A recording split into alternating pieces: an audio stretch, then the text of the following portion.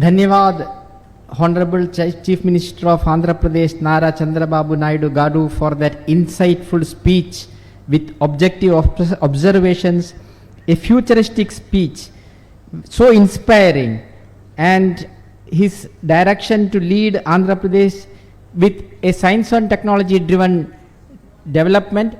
Thank you also for capturing the very idea of Bharatiya Vigyan Sammelan and Vigyan Bharati in such a beautiful way.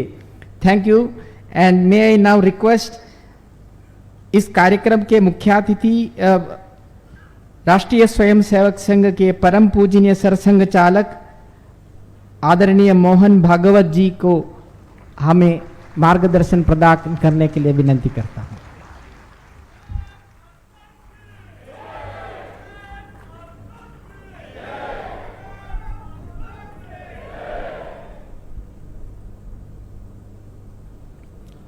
आज के कार्यक्रम के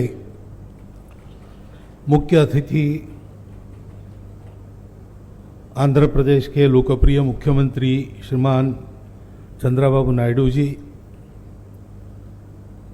दूसरे विशिष्ट अतिथि हमारे डॉक्टर जितेंद्र सिंह जी,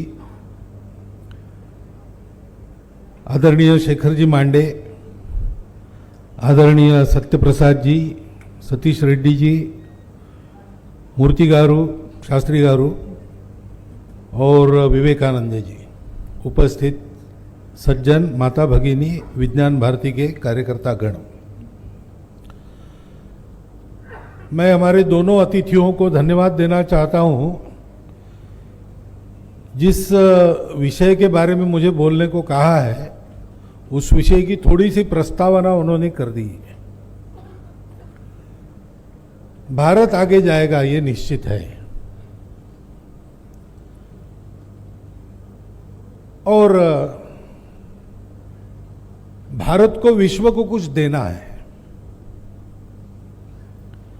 भारत का जो विकास है वो विकास केवल भारत को आगे जाने के लिए नहीं है। आज दुनिया में हम विकसित देशों की हालत देखते हैं तो विकास इस प्रकार से हुआ है कि उसके साथ विनाश भी आ गया।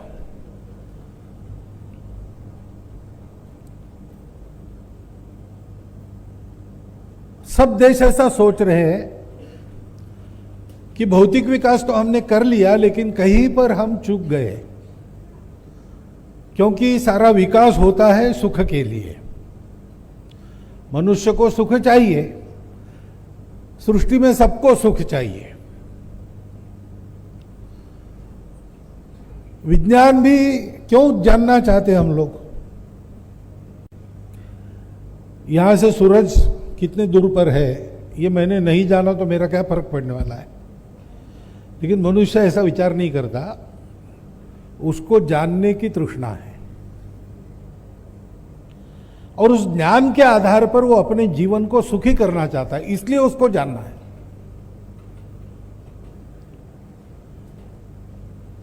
तो सुख की कल्पना क्या है, इस पर विकास की दिशा निर्धारित होती है।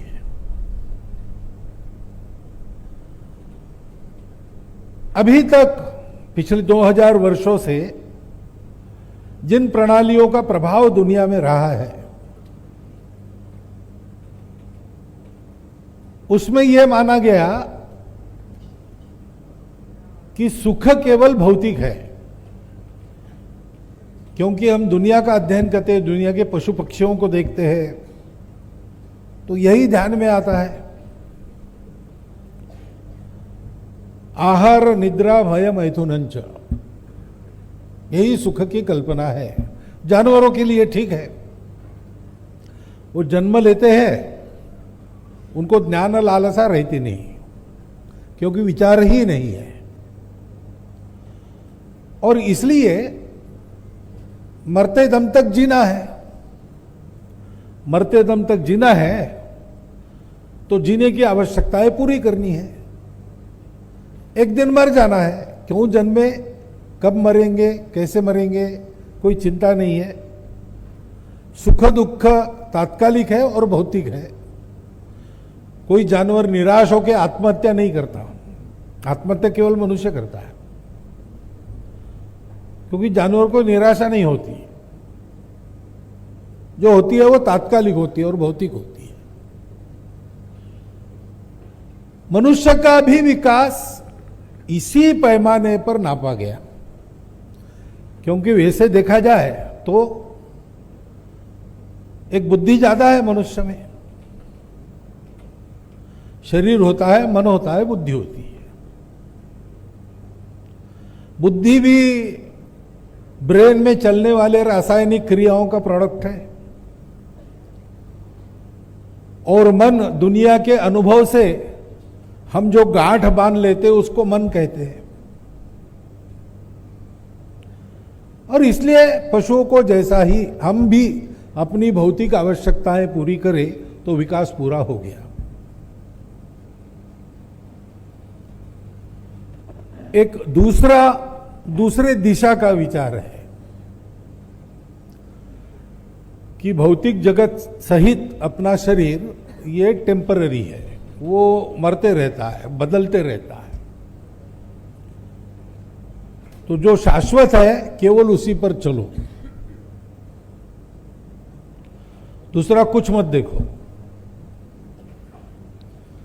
लेकिन ऐसे से मनुष्य रहता ही नहीं। मनुष्य को खाना है, मनुष्य को रहना है घर में, मनुष्य को सारा समाज चलना है, तो ये सारी बातें चाहिए। परंतु विकास की कल्पना भारत के बाहर के चिंतन में हमेशा इन दो सिरों के विचार के बीच में लटकती रही, घूमती रही।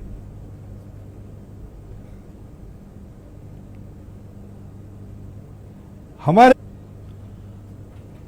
भौतिक जगत का हम अनुभव लेते हैं, अपने ज्ञान से बाहर देखते हैं, बाहर की दुनिया का अनुभव होता है।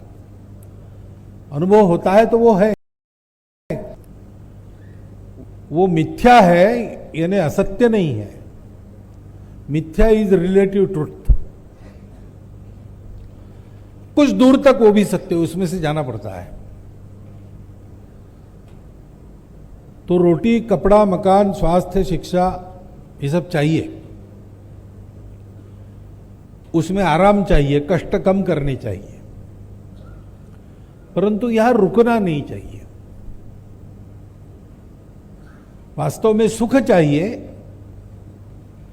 तो दो बातें हैं। सुख अपने अंदर होता है, बाहर नहीं होता है, मानने पर होता है। एक रसगुल्ला खाएंगे सुखी होंगे, 25 खाएंगे तो अधिक सुखी होंगे, 50 खाने वाले भी है, 100 खाने वाले भी है। परंतु कभी न कभी ये स्थिति आती है कि फिर से रसगुल्ला सामने लाया तो उल्टी होने जैसी भावना होती है। तो रसगुल्ले में सुख नहीं है, सुख हमारे अंदर है। ये हमारे अंदर जिसको सुख होता है वो कोने खोजो तो सुख का सोर्स ही मिल जाएगा, क्योंकि सुख बाहर नहीं, सुख अंदर है। और दूसरी बात है, सुख अकेले का संभव नहीं है। मैं अकेला सुखी हो नहीं सकता। मान लीजिए दुनिया की सारी संपत्ति मेरे पास आ गई, मेरी सारी आकांक्षाएं पूर्ण हो गई, मैं अकेला सुखी हो भी गया तो भी बाकी दुनिया मुझे सुख से जीने नहीं देगी, क्योंकि बाकी दुनिया है, मैं अकेला जी नहीं सकता। मुझे परिवार चाहिए, मुझे अपने रिश्ते नाते चाहिए, मुझे पेड़ पौधों को भी आदत हो जाती है। सुखी होने के बाद भी मैं झू में जाके प्राणी देखता हूं या जंगल में जाके उनको उनकी प्राकृतिक अवस्था में, ये सब चाहिए मुझे। ये सब जब तक सुखी नहीं होता तब तक मैं सुखी नहीं होता। इसलिए एक बात मुख्यमंत्री जी ने कही, बड़ी महत्व की बात है, विकास ऐसा नहीं होना चाहिए जिससे समाज में दो वर्ग तैयार हो, सुखी लोगों का और दुखी लोगों का, हैव्स और हैव नॉट। ये गलत विकास है। विकास ऐसा होना चाहिए, मनुष्य की क्षमताओं में फर्क रहता है, इसलिए अपने पराक्रम से कौन कितना पाता है इसमें अंतर रहेगा, लेकिन ये अंतर कम से कम रहे। वो अंतर मनुष्य को जो अवसर मिलता है उसमें अंतर है, इसलिए नहीं होना चाहिए। मनुष्य को जो साधन उपलब्ध है उसमें कम ज्यादा है, इसलिए नहीं होना चाहिए। मनुष्य को उसकी क्षमता के अनुसार कम ज्यादा हुआ तो मनुष्य को भी दुख नहीं होता, लेकिन समान क्षमता वाले एक को उपलब्ध है, दूसरे को नहीं है, इससे दुख उत्पन्न होता है, वैर उत्पन्न होता है, और फिर बैरी एक दूसरे को सुख से जीने नहीं देते। और इसलिए विकास की भारतीय अवधारणा वो कहती है दोनों जानो। अब विचार जो किया वो अगर अधूरे दृष्टि पर किया तो अहंकार भी आ जाता है, क्योंकि मेरा ही अस्तित्व है और तो कोई है नहीं, मुझे ही जीना है। Struggle for existence, survival of the fittest. तो स्ट्रगल तो है, हमारा सबसे झगड़ा है, क्योंकि स्पर्धा है, और इसलिए सबसे बलवान बन के मुझे आगे जाना पड़ेगा। मेरे उपयोगी होंगे उनको मैं रख लूंगा, मेरे लिए अनुपयोगी है उनको छोड़ दूंगा, उनका विचार नहीं करूंगा, और विरोधी है उनको समाप्त करूंगा, क्योंकि मुझे सुखी होना है। और सुख के बारे में ये शाश्वत है, मैं अकेला सुखी हो नहीं सकता, मुझे सुखी होना है तो सबको सुखी होना पड़ेगा। वो इस अधूरी दृष्टि में आता नहीं। उसकी सबसे लंबी छलांग क्या है? Maximum good of the maximum people. लेकिन ऐसा विचार करके ये विकास नहीं हो सकेगा, के साथ विनाश आएगा। दृष्टि चाहिए सर्वे पे सुखिनः सन्तु। और इसलिए विज्ञान का विचार ये केवल अर्थ काम का विचार नहीं हो सकता। जो अर्थशास्त्र की विदेशी व्याख्या है वो बताती है कि means are limited, ends are endless. तो इनको बैलेंस कैसे करना, इसका शास्त्र अर्थशास्त्र है। कम साधनों में मैं अधिक से अधिक कैसे पाऊं। विकास की भारतीय अवधारणा क्या है? अर्थशास्त्र की व्याख्या चाणक्य ने की है कि प्रजा का योगक्षेम जिससे चलता है वो शास्त्र अर्थशास्त्र है। प्रजा यानी जिसने जन्म लिया, जो हुआ। प्रजा हम है, सब मनुष्य है, जीव जंतु भी प्रजा है, पेड़ पौधे भी प्रजा है, सब कुछ हुआ है। पानी भी प्रजा है, मिट्टी भी प्रजा है। केवल चैतन्यधारी जीव नहीं, तो जितना जड़ वो भी बना है, और ये बना है तो उसका प्रयोजन है। ये ठीक चलेगा तो हम ठीक चलेंगे। तो ये सब एक साथ ठीक चले, ये कैसा हो? इसलिए विकास में भौतिक विकास का ज्ञान तो चाहिए, लेकिन इस ज्ञान के आधार पर जो विकास मैं करूंगा वो केवल मेरा ना हो, सबका हो मेरे साथ साथ। मेरा भी हो, मेरा विकास नहीं हुआ तो चलेगा ऐसा नहीं, लेकिन मेरे साथ सबका विकास हो। इसलिए मैं अपने विकास में कुछ मर्यादा रखता हूं, अपने विकास में कुछ संतुलन भी रखता हूं। उसको कहते धर्म। हमारी विकास की दृष्टि धर्म दृष्टि है। धर्म यानी पूजा खान पान नहीं, वो छोटी बातें हैं। धर्म यानी जिससे धारणा होती है इहलोक में भी परलोक में भी सुख मिलता है। सबके स्वभाव को जानकर उनका कर्तव्य निर्धारित करते हुए सब सुखी हो, ऐसी जो व्यवस्था है उसका अनुशासन, उसका संतुलन, उसके लिए कर्तव्य का निर्धारण ही धर्म है। हमारी विकास की दृष्टि धर्म दृष्टि है। अब ये बात जब मैं कहता हूं तो बहुत लोग मानते हैं कि ये तो विरोधी बात हो गई ना, विज्ञान और धर्म का क्या संबंध है। पहला कारण इसका यह है कि वो धर्म को रिलीजन समझते, धर्म इज रिलीजन नहीं है। धर्म है सृष्टि चलने का शास्त्र है, सृष्टि चलने का नियम है, वो आप मानो न मानो वो है, वो कोई भी उससे अलग हो नहीं सकता, उसी के आधार पर चलता है। उसमें गड़बड़ होती है तब विनाश होता है, उसको पहचान के चलना। परंतु विज्ञान में धर्म का स्थान नहीं, क्योंकि यह माना गया है कि धर्म में विज्ञान का स्थान नहीं। अब ये जो फंडामेंटल है यही गलत है। विज्ञान और धर्म या अध्यात्म, इसमें कोई झगड़ा नहीं है। रास्ते अलग अलग है लेकिन गंतव्य तो एक ही है, जानना। सत्य को जानने वाली बात है। भौतिकता की मर्यादा में विज्ञान को हमने जकड़ दिया, वरना विज्ञान भी वहीं जाता। आप देखिए अभी जो प्रगत विज्ञान है वो कॉन्शियसनेस की बात कर रहा है कि नहीं, और वो कहता है नोएटिक साइंस नाम का नया नाम आजकल हम सुन रहे हैं, जो हम पढ़ रहे थे साइंस कॉलेज में तब हमने नहीं सुना था। वो कॉन्शियसनेस स्टडी है। वो स्टडी कहता है कि consciousness is not local, it is universal. दुनिया भर में जो कॉन्शियसनेस है वो एक ही है। अब सर्वम खल्विदम ब्रह्मम, और इसमें क्या फर्क है? ब्रह्म भी बोध ही है, प्रज्ञानम ब्रह्मम।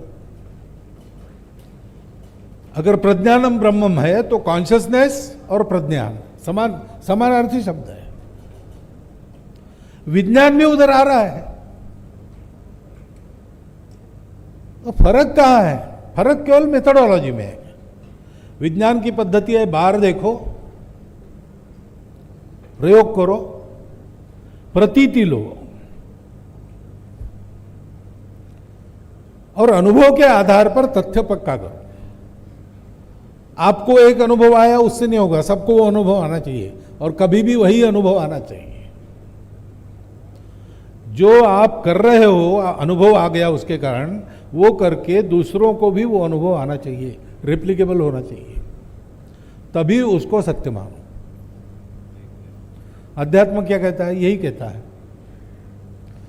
बिना प्रतीति के बात मत करो, केवल हाँ में हाँ मत मिलाओ, अनुभव करो, और जो अनुभव तुमको आता है वो सबको आ सकना चाहिए। स्वामी विवेकानंद रामकृष्ण परमहंस के पास गए और उन्होंने प्रश्न पूछा कि आप बातें कर रहे हो भगवान की, भगवान आपने देखा है क्या? तो रामकृष्ण परमहंस ने कहा देखा है, देख रहा हूं, तुमसे ज्यादा स्पष्ट दिखता है, मैं बात भी करता हूं उससे, और तुम अगर चाहते हो तो मैंने बताए हुए रास्ते पर चलो, तुमको भी दिखेगा और तुम भी बात कर सकोगे। तब उनको माना। ये अध्यात्म की रीति है, विज्ञान की भी वही रीति है। विज्ञान बाहर देखता है, जड़ में संशोधन करता है, अध्यात्म सूक्ष्म में संशोधन करता है, उसमें देखता है।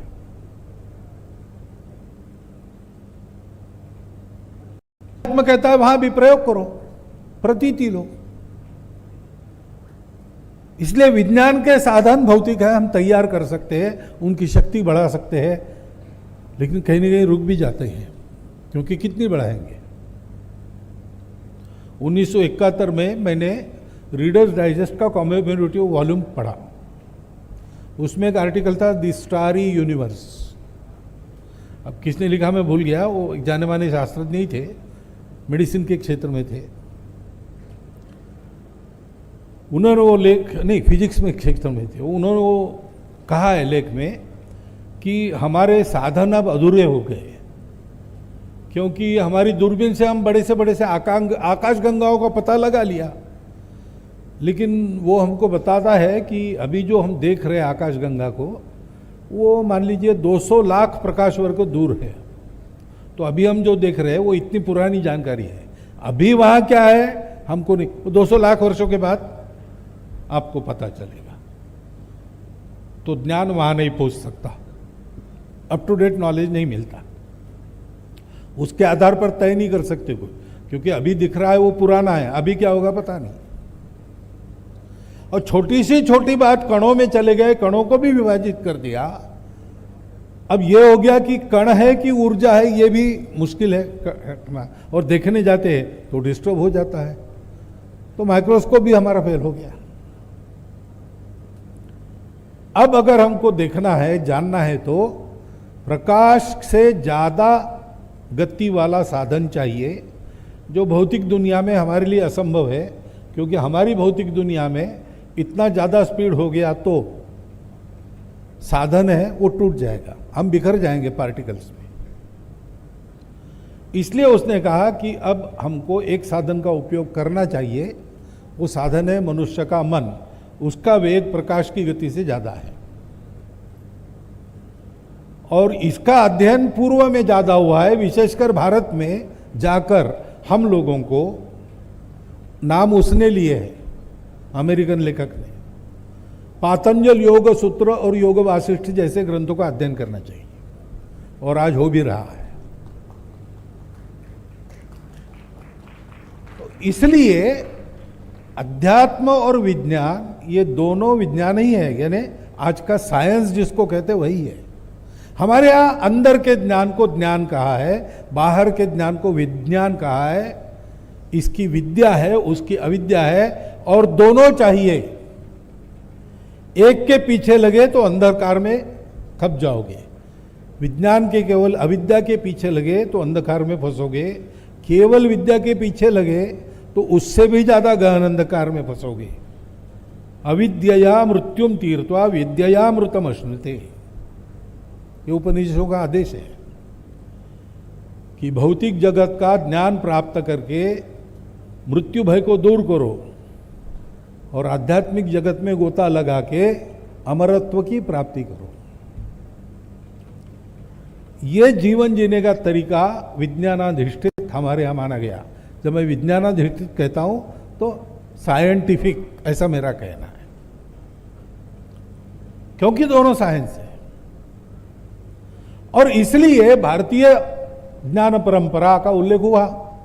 2000 साल पहले हमने क्या क्या किया था, लेकिन उसको कपोल कल्पित कथा मानने वाले लोग हैं, हो ही नहीं सकता। हमारे पहले कोई नहीं जानता था, ये थियरी है, अहंकार है ना साथ में। और नितांत अनसाइंटिफिक एटीट्यूड है, क्योंकि साइंस के सामने कोई क्लेम आएगा तो क्लेम सुन लिया जाएगा, क्लेम को परखा जाएगा, ठीक है तो स्वीकार किया जाएगा, नहीं तो रिजेक्ट किया जाएगा। तुम क्लेम कर रहे हो वही गलत है, ये बिना प्रयोग के कहना ये साइंटिफिक नहीं है। संतः परीक्षान्यतरत भजन्ते, परीक्षा करने के बाद अच्छे लोग स्वीकार करते हैं या रिजेक्ट करते हैं। बिना परीक्षा किए चला। हमारे देश में जो राज्य करने वाले बाहर के लोग थे, उनको लगा कि इस देश के गौरव को अगर इनके पास आने दिया तो लोग फिर से हमको निकाल देंगे, तो इनको सदा आत्महीन बना के रखना चाहिए ताकि इनका कोई गौरव स्वाभिमान न हो। और इसलिए हमको उन्होंने यही बताया कि तुम्हारे पूर्वज नितांत अनपढ़ लोग थे, कुछ नहीं जानते थे। तुम्हारे वेद उपनिषद जो सारा प्राचीन तुम्हारा ज्ञान भांडार है, चतुर्वेदा पुराणानि सर्वोपनिषदस्तथा रामायणम भारतम च गीता सद्दर्शनानि च जैनागमा त्रिपिटका गुरु ग्रंथ सतांगिरा, ये जो ज्ञान निधि है वो तुम्हारा ज्ञान निधि नहीं है, वो भांग की नशे में तुम्हारे लोग बड़बड़ा है, उसको ही लिख के रखा है।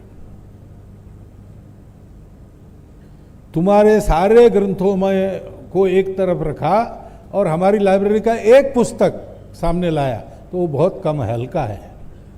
इस अहंकार के साथ हमको ये पढ़ाया गया कि है नहीं कुछ। लेकिन अब सोच रहे हैं बहुत कुछ है, मिलता है, तो कैसे खो जाओगा? तो एक मेथड है, पाया है और वो सत्य, आज के विज्ञान के निकषों पर भी वो सत्य है, अनुभव पर तो परंपरा से सत्य ही चल रहा है, तो मेथड से दो। लेकिन ये हमको पता नहीं था। ये विज्ञान आज का होता है, किनके पास होता है? ज्ञानी लोगों के पास होता है ना। कोई गोली आप खा रहे हैं, वो क्या है, कैसी है, उसके परिणाम क्या है, कैसी बनती है वगैरह, ये ज्ञान आपके पास नहीं है। और वो ज्ञान बदलते रहता है। घी खाओ तो कोलेस्ट्रॉल बढ़ेगा, घी बंद कर रहे थे। अब आ गया कि गाय का घी खाने से ठीक होता है और देशी गाय का खाने से ठीक होता है। कहीं आ गया, यूट्यूब पर आ गया, हमने पढ़ लिया, तुरंत हमने घी शुरू कर दिया। कितने ही बातों में ऐसा ही चल रहा है।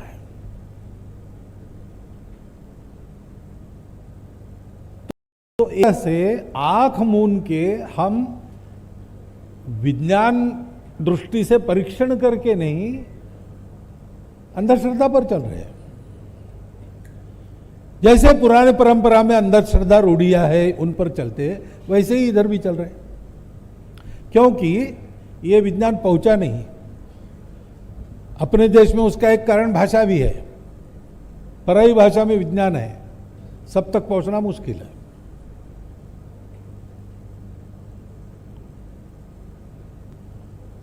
और पहुंचा ही नहीं। अब हमारा जो ज्ञान है हमारी परंपरा का, उसके ये डिटेल्स नहीं, लेकिन व्यावहारिक उपयोग करना नहीं करना, कैसे करना, इसका निर्णय प्रत्येक व्यक्ति कर सके, इतना ध्यान झोपड़ी तक भी पहुंचा है।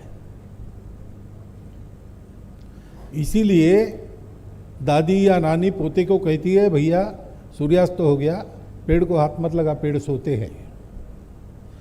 अब वो अगर आज की पीढ़ी का होगा और दादी को पूछेगा कि सबूत दो, तो दादी कुछ नहीं बता सकेगी। लेकिन उनको पता है कि ये ज्ञान है, ये विज्ञान है, पेड़ भी सोते हैं। ये कोई जगदीश चंद्र बसु जी ने पहली बार बताया ऐसा नहीं है, हमारी परंपरा में ऐसी कितनी ही बातें हैं।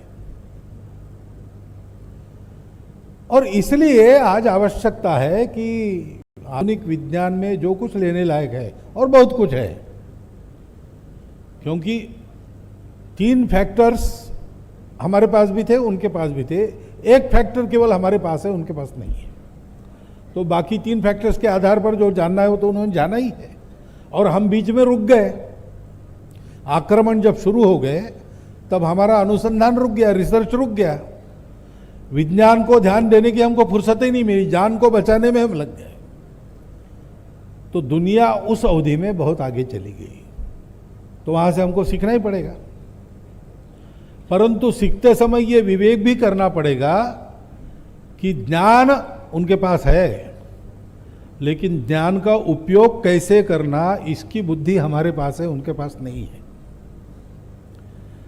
और इसलिए ज्ञान सर्वसामान्यों को कौन सा देना, कैसे पहुंचाना, इसका भी विचार करना पड़ेगा उस आधार पर। और उनके ज्ञान में जो अधूरापन है उसको पूरक करने वाला अपना ज्ञान भी, क्योंकि विस्मृति का कालखंड बढ़ा है, अनुसंधान करके प्रमाणित करके, जो प्रमाणित होता है वही वापस लाना पड़ेगा। विज्ञान भारती का यही काम है। एक तो ये जो अंधश्रद्धा हुई है कि भाई अमुक मेथोडोलॉजी से अमुक इसमें आता है वही ठीक है, दूसरी मेथोडोलॉजी नहीं हो सकती, इस अंधश्रद्धा को दूर करना। ऐसा कहते हैं कि एक बैरोमीटर ऊपर के मंजिल पर पहुंचा दो, ऐसा स्टूडेंट को कहा। तो स्टूडेंट ने शिक्षक को कहा कि मैं चाहे जैसा पहुंचा दूं, कि आप मुझे बताएंगे कैसे पहुंचाना है। मुझे क्या मतलब है, ऊपर जाने की सीढ़ी है, वहां से तुम जाओगे दे दोगे, ये बताने की आवश्यकता है। बोले हो सकता है कि मैं अपने मित्र को बुलाऊं, वो गैलरी में खड़ा होगा, मैं नीचे से फेंक दूं, वो झेल लेगा। या वो एक रस्सी नीचे छोड़ेगा, मैं बैरोमीटर को बांधूं, वो खींच लेगा ऊपर। बैरोमीटर ऊपर पहुंचाने के तरीके तो बहुत है। अब उसकी बात सही है कि नहीं, ये हो सकता है।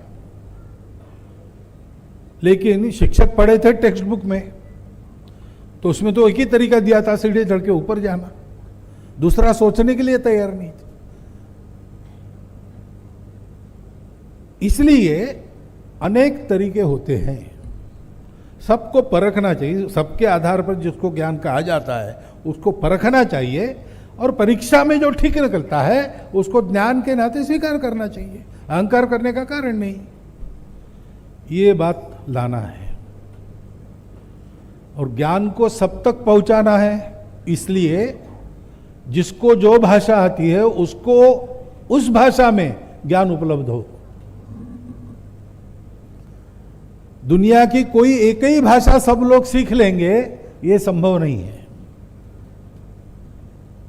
प्रत्येक की मातृभाषा अलग है और मातृभाषा में ग्रहण करने की आदत लगने के कारण शिक्षा शास्त्र ये बताता है कि मातृभाषा में जो पढ़ाई की जाती है वो मनुष्य को ठीक बनाती है, वो जल्दी पहुंचती है। फिनलैंड माना जाता है शिक्षा में सबसे बड़ा देश, तो फिनलैंड में यही, फिनलैंड देश बहुत बड़ा है, जमीन बहुत है, लोग कम है, इसलिए चारों ओर के देशों से, उस देश से निकलकर लोग वहां जाकर बसते हैं, उनको स्वीकारा जाता है।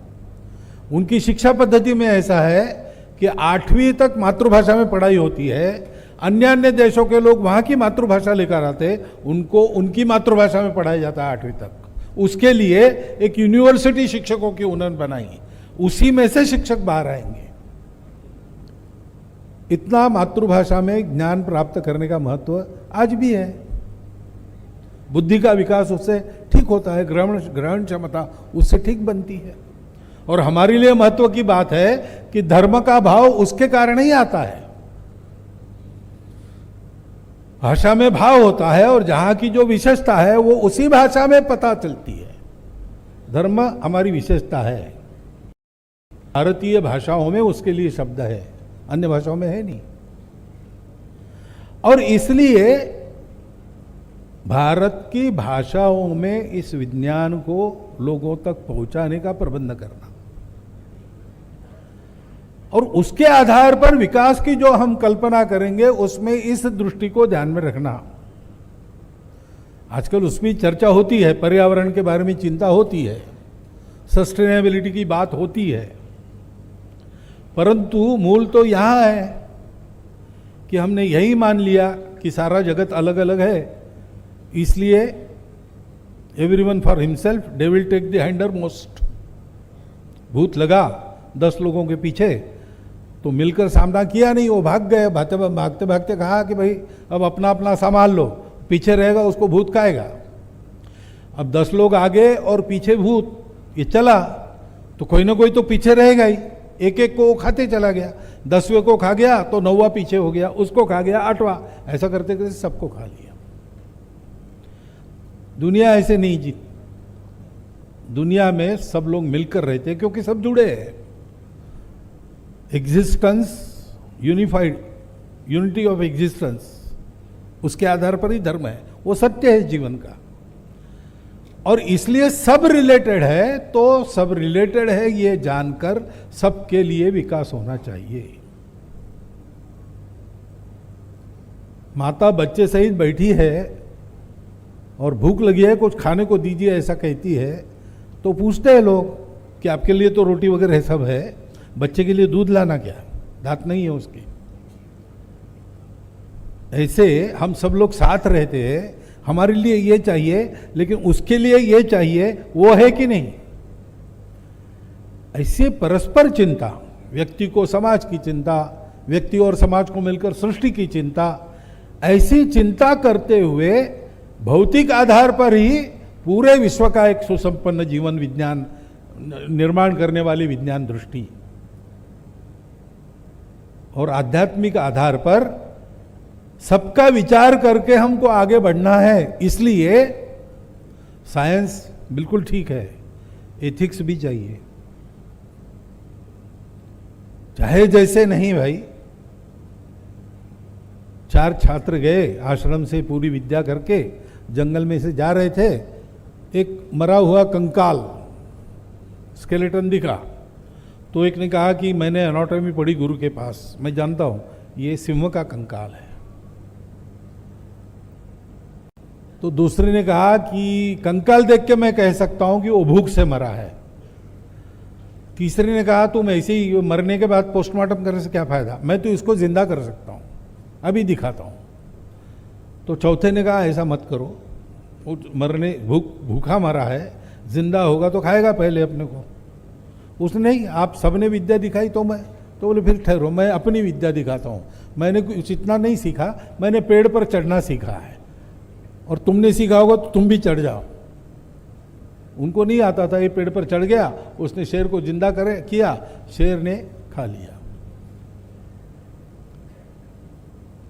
तो विवेक चाहिए, ज्ञान पिपासा है ठीक है, और ज्ञान को लेना भी चाहिए, परंतु ज्ञान भी किसके लिए है, क्यों है भाई, जानना भी क्यों है? सुख संतोष के लिए ही जानना है ना। और सुख संतोष तुम्हारा अकेले का नहीं है, सबका होगा तब तुम्हारा होगा। इस प्रकार से एक दृष्टि रखकर आज के विज्ञान का विचार करते हुए भारतीयों में इस वैज्ञानिक दृष्टि को उत्पन्न करना, क्योंकि पुरानी अंधश्रद्धाओं में फंसे लोगों को उनसे बाहर निकालना पड़ेगा, लेकिन नई अंधश्रद्धाओं में फंसे लोगों को भी उससे बाहर निकालना पड़ेगा।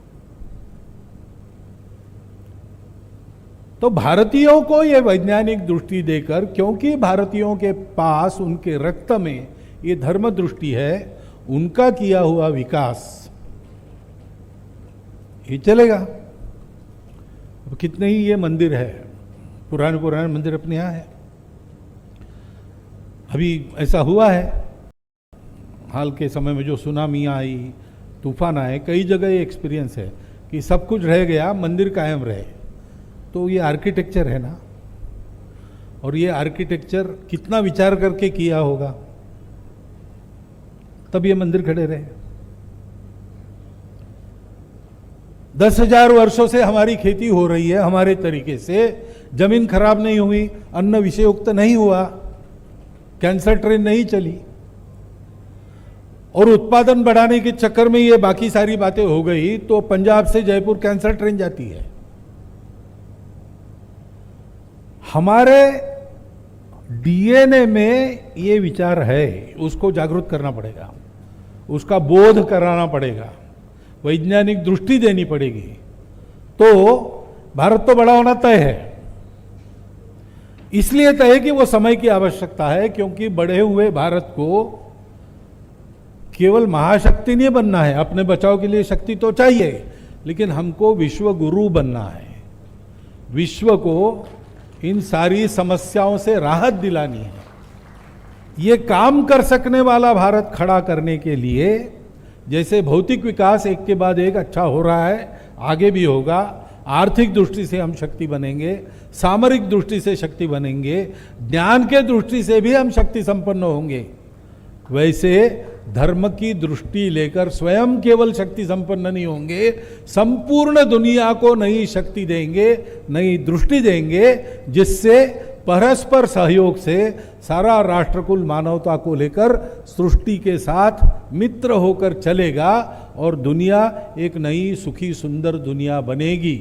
इतने महत् कार्य की एक छोटी सी शुरुआत विज्ञान भारती है। ये जानकर आप सब लोग इस काम को आगे बढ़ाइए, इतनी प्रार्थना करता हूँ।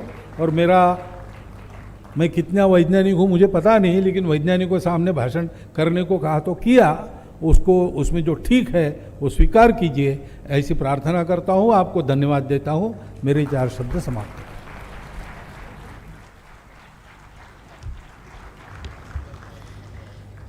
अविद्यया मृत्युम तीर्त्वा विद्यया अमृतमश्नुते, ईशावास्य उपनिषद के मंत्र जो विज्ञान भारती मंत्र में भी समावेशित है, इसका उल्लेख करते हुए समग्र विकास की भारतीय अवधारणा, जो भारतीय विज्ञान सम्मेलन 7वें कड़ी का फोकल थीम है, इस पर अपने विचार रखे आदरणीय परम पूजनीय सरसंघ चालक जी मोहन भागवत जी, आपका धन्यवाद है।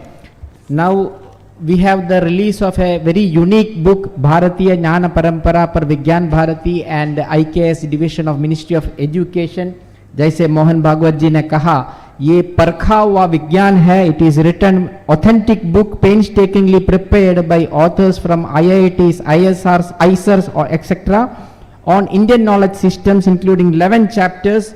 This is also the syllabus for the science talent search examination by Vidyarthi, called Vidyarthi Vigyan Mandan by Vigyan Bharati since 1978. Request Ganti Murthy ji and Venkat Raman ji, who are the editors of this edition, also to join us, and request all the dignitaries to release this book. जी अभी राष्ट्रगीत से ये उद्घाटन सभा का समापन होगा.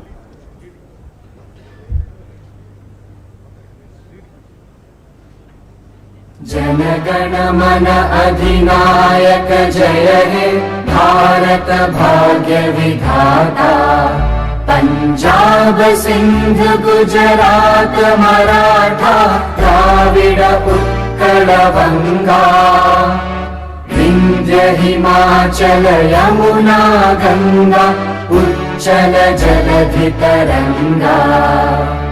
तव शुभ नामे जागे तव शुभ आशीष मागे.